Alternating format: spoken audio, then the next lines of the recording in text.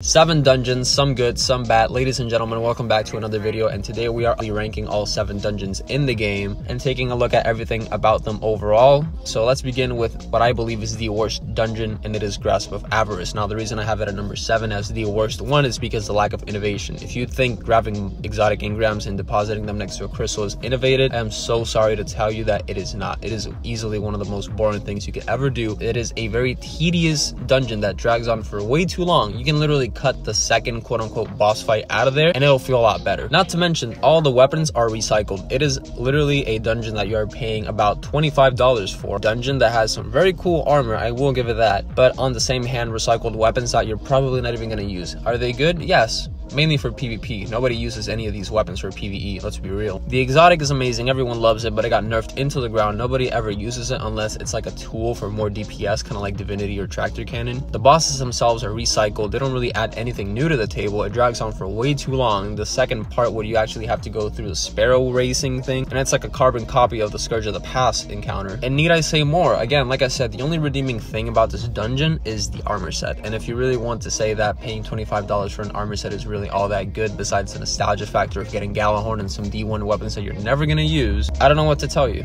At number 6, we have Shattered Throne, and this comes to the surprise of no one because this thing has been in the game for about 4 years now, maybe even longer, and truth be told, I don't think they even care about updating this at all. If you look at some raids, the weapons that we have been able to be deep-sided in the future because they actually care about those things, such as Deepstone Crypt and Last Wish. Shattered Throne doesn't even have rally flags. It is glitchy as hell. It is boring and depressing as hell. The weapons are not even all that good and you can get them elsewhere. There's like nothing unique about them. At least Grasp of Avarice had unique weapons to the place itself. This one doesn't. Same thing goes for the armor. Granted, you can get Wish Ender here, which is cool, but if you think about it, that's not really all that good considering all the bullshit that you have to do for the little time that you actually get to use the weapon. The encounters and the fights are dumb easy. The bosses have no health. You can breeze through this alone in like 20 minutes if you even do it legit, because you can basically glitch your way onto the second and third encounter as if it's nothing. A lot of things haven't even been fixed because once you get to the ogre part, if you don't wait before jumping down and you just immediately go there, or if you do it normally like any other person would, the encounter is not even going to load. So you're going to have to orbit and come back because even killing yourself is not going to do anything. Meaning there goes your solo flawless.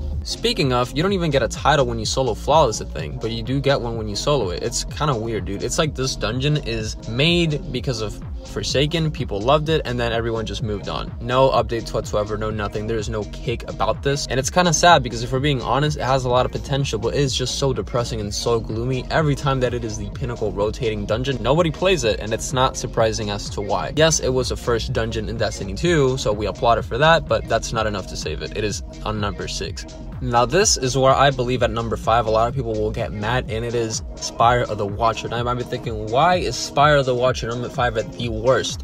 Let's talk about it, because you might have one opinion now, but after I'm done talking, you might look at it in a different way. So let's talk armor. Cowboy hat, that's all you need to know. Really good piece of equipment. That alone saves this thing from being at number 7 and 6. The weapons, they're cool. The LMG and the actual grenade launcher have really good perks. Dragonfly Volt Shot, auto-loading Whirlpool, they're good. They also give it some face. The bow itself, Hierarchy of Needs, horrible. This thing is trash.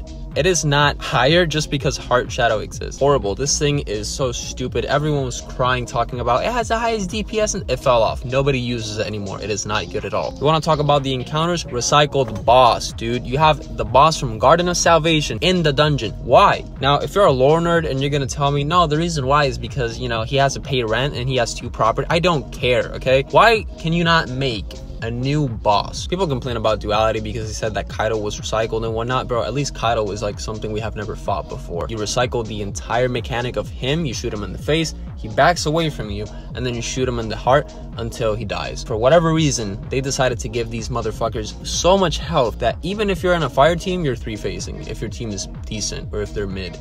If you're playing alone, you're here for like 5 phases. You're in this dungeon for maybe an hour and a half more, depending on how good you are. So although the weapons in the cowboy hat are good, the recycling of a boss, the entire encounter and how you play it, is not nostalgic. It's boring and people complained about this. And then you give it 10 million health, so I gotta stare this fucker in the face for like 30 minutes minimum. So then afterwards, you go through the whole thing and you get to the big ass chicken, the wyvern. You get to the wyvern, and what do you gotta do? You gotta fucking play Handy Manny Simulator, Electric Company Simulator, connecting all the dots from point A to point B until hoo-ha, you get the chicken trapped in there, and then you can melt in.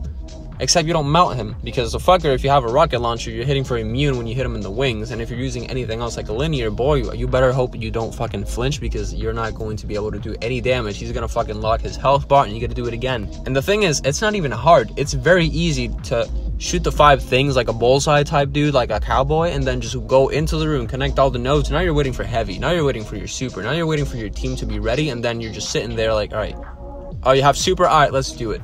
And then you do it over and over and over. Keep in mind, you're paying $20 for this dungeon, and the amount of innovation is little to none. Big ass chicken dude has nothing to him other than annoyance and wanting to break a controller, because this fucker shoots and hits so hard, follows you, tracks you. You have all the little 8 harpies that are following you around as well. It's like, dude, is there anything in this dungeon besides the cowboy hat that is worth getting? No. The only thing, maybe, possibly, perhaps, depending on what type of player you are, is the solo flawless title, because it looks cool, but that's about it. Most people watching this video aren't even gonna care enough to get the solo flaws for Spyro the Watcher. Long as hell, recycled as fuck, no innovation whatsoever except shooting the nodes and connecting the dots, which is lazy as hell. Yes, it's in Mars, so you get bonus points for doing something that isn't on the fucking moon like Heresy and Duality, but even still, it cannot save it. I promise you, the way you look at this dungeon is going to completely change when you look at it from the point of view of no new content. I'm paying for this recycled ass piece of shit boss, and I'm also in here for 2 hours. I joined when the sun was out, and now it's nighttime. Trust me, it's not as pretty as people make it out to be.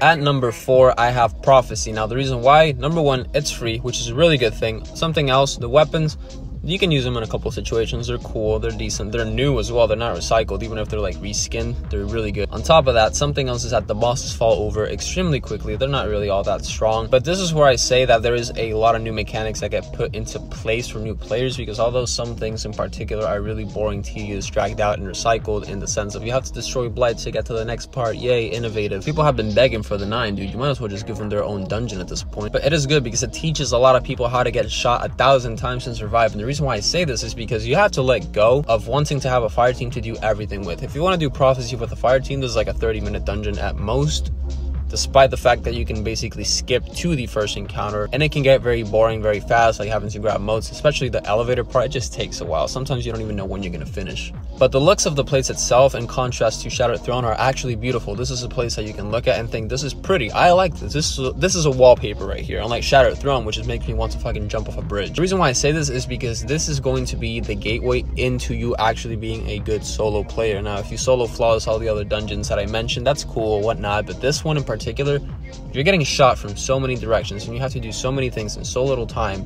And when you succeed, you have to fight a big-ass ogre in the boss room. Juggle heavy, juggle a timer. You have to be meticulous as to where the hell you even set your feet on and where you stand. And all that in conjunction with rooms being different each time pushes you into actually trying harder. Cosmetics for actually soloing and solo flossing this are kind of cool. They're decent. They're not really all that. It's, you know, kind of in the same trippy feeling, aesthetic type beat, I guess you could say, whatever. But the reason why I have it at number 4 is because at this point, anything from 4, 3, 2, and 1 are more so to actually challenge the player in a good way. Not a bad way, but we'll get to that. This dungeon itself, I give it a good rating because of that, because it is free, it is accessible to a lot of people. Even if you don't like it, it's free. You don't have to pay for it, which is a very, very, very big thing. Again, the only thing that sets this dungeon back is that it can get very boring when you get to the elevator part, because you're doing more so the same thing over and over.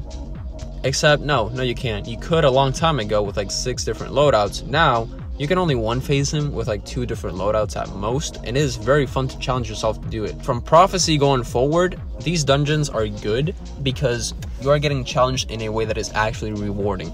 The armor that you get from here is not new. You can get it from the moon, which is a shame, and so can the weapons. But at least the weapon that you can get from here that is unique is the pulse rifle that you can get only from here. You can't get it anywhere else, which is good. It's like a little bonus as well. The mechanics are very simple. They're very whatever. You basically get in and you get out. This is like a speedrunner's dungeon, if we're being honest, more than anything. Once you complete the dungeon for the first time on any of your characters, when the weekly reset hits, that armor piece is going to have a 62 plus stat. Some of these things can roll up to 70. All these stats are really good, so it's very good for masterworking armor. Heresy is like a very good sweet spot in between good and bad. I have it at number 3 because I honestly think the other 2 dungeons left are way better, so let's talk about them. But yeah, Heresy staying at number 3. Ladies and gentlemen, at number 2 I have Duality. Now, the reason why I have Duality at number 2 and not number 1 is because Duality encompasses so many things perfectly.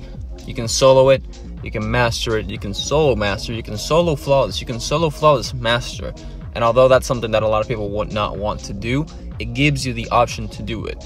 and it challenges you. And if you don't want to do any of that, you can do it in under 30 minutes with a fire team. In and out, quick. The weapons, amazing. Lingering Dread, auto-loading Vorpal weapon, amazing pick. The boss fight, unique. We gotta appreciate that it is not a recycled asset. You might be thinking, yeah, Kaido is a Cabal at the end of the day, but she is not someone that we have fought before. Nightmare hunts and nightmare thingies from like Season of the Haunted don't count. As soon as you start, you get thrown into a boss fight, and after you go from that boss fight, unlike Shattered Throne for example, or like Prophecy, you have a little bit of time to cool off. You can go immediately into a quote-unquote boss fight that has no timer whatsoever when you're actually doing damage. You don't even have to use your super. You can take your time as much as you want when damaging. The Disruptor Seal is amazing too.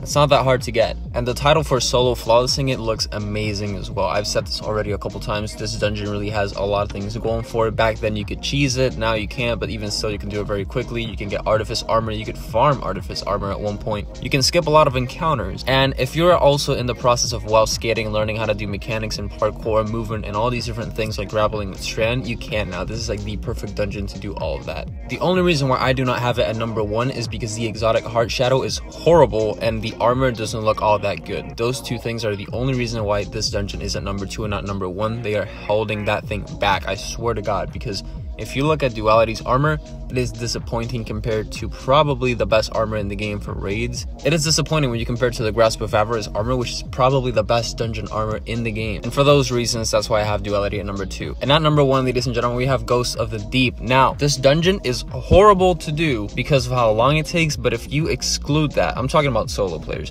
If you exclude that, man, this dungeon is probably the best one that we have ever gotten, and until something else tops it in like so many different ways, I don't think this dungeon is getting touched.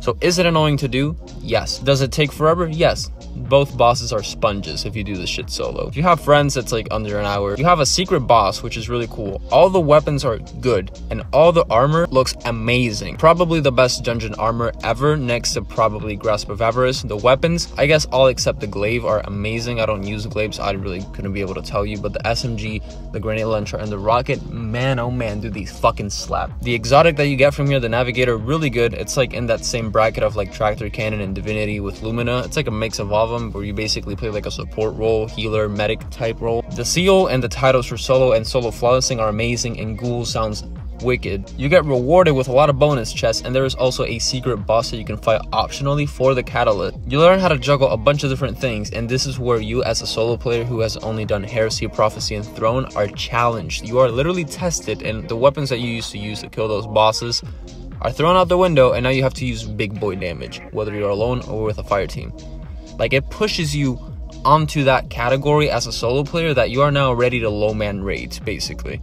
Because this is exactly what it feels like. A lot of people complain that Crota is like a dungeon at this point, and that there are dungeons that don't even feel like, you know, dungeons, they just feel like strikes. This dungeon feels like a mini raid. It's crazy. They actually did everything correctly. From the location, to the story, to the exotic, to the secret bosses, to the amount of weapons that you can get that are good, to the perfect armor on all 3 characters. Literally, 15 of the 15 armor pieces are fucking perfect. The lore behind it, the collectibles, what you have to do, how Cebu Arath is narrating, and you can see as you do the dungeon the process of her being like, yeah, I'm a bitch, I'm a bad bitch, oh shit, my brother died, no way, and then she goes insane, and the list just continues. Again, the only complaint I have about this dungeon is that it takes forever. The little fucking moths do insane damage. You were getting Chris Kyle, Mike Tyson by the moths that the fucking Ursamuma boss fight spawned. Now, would I make some changes to the dungeon itself? Of course. Well, who wouldn't, right? And that goes for all of them together, not just Ghosts of the Deep. But ladies and gentlemen, that is my list. If you have a different list, comment down below from 7 to 1. I really want to hear it. I really want to read what you guys have to say, for real. Trust me, I mean it, because dungeons are easily my favorite thing to do in this game, except besides raids. So I will catch all of y'all later. Have a good one. Peace out. Go get a beer. Smile more, and I will catch you boys later. Have a good one, everyone.